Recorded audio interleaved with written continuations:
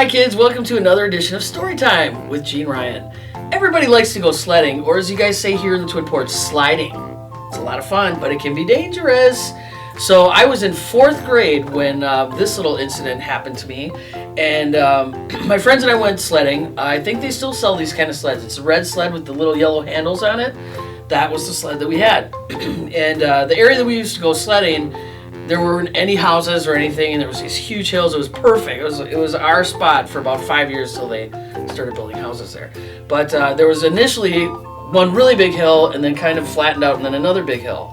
Well, the part of the story that's very crucial is there was a ravine on one side of the hill. It was probably about 10 feet deep, and we always, at any cost, you avoid going down there because something's going to happen to you. So, my friend Eric, I won't say last names, protect the innocent, and Tom and myself all hop on the sled.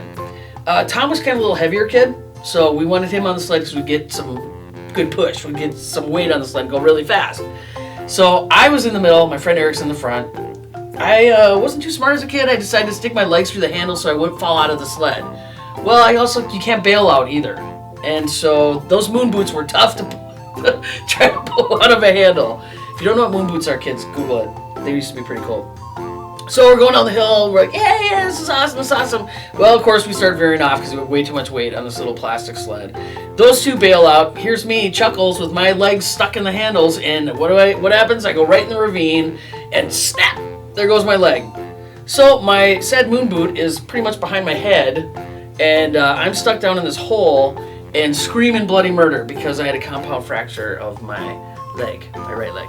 So my friends hop down there, they're trying to figure out what to do, and the whole time I just kept saying, take my boot off, I hurt my foot. Not realizing, no, your bone is sticking through your snowsuit. There's nothing wrong with your foot, but sure, take the boot off. Friends take the boot off, they're just like, oh, gross, you're bleeding, and whatever. So they tried putting me in the sled to pull me, but my leg was so mangled I couldn't, so I had to hop on one foot with my arms around my friends. I don't even know how they were able to get me out of the ravine. Had to hop up 2 hills, over some railroad tracks, and then all the way to my house. So I would guess it's at least 1.5 miles. Has to be at least. My one friend cruises ahead with my boot on a sled, rings the doorbell. My mom answers the door, and he says to my mom, Jeanne's hurt. Well, my mom just sees my boot in the sled and busts out laughing and goes, well, where's Jeanne?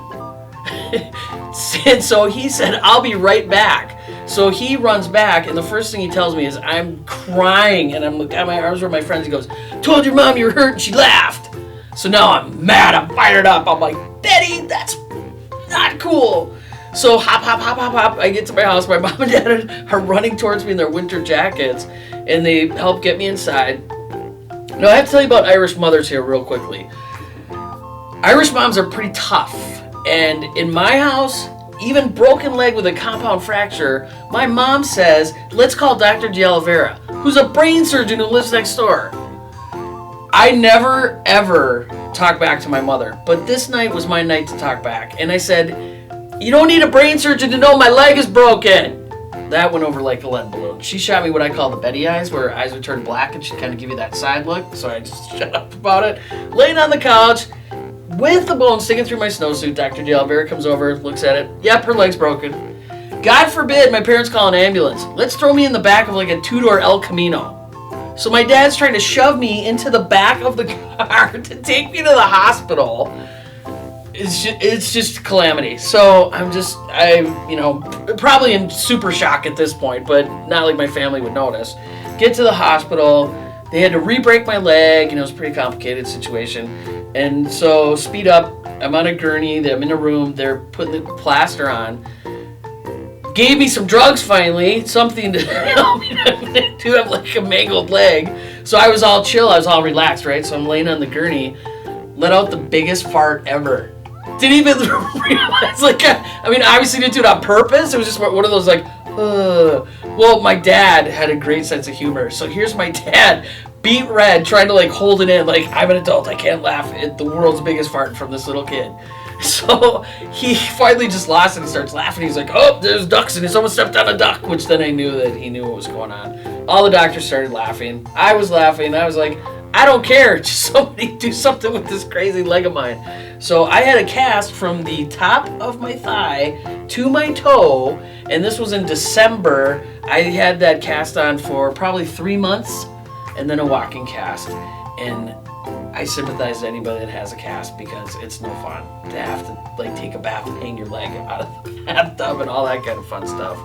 But thanks to my friends for not leaving me there and getting me home. And my mom did apologize for laughing when she said, well, where's Jeanne?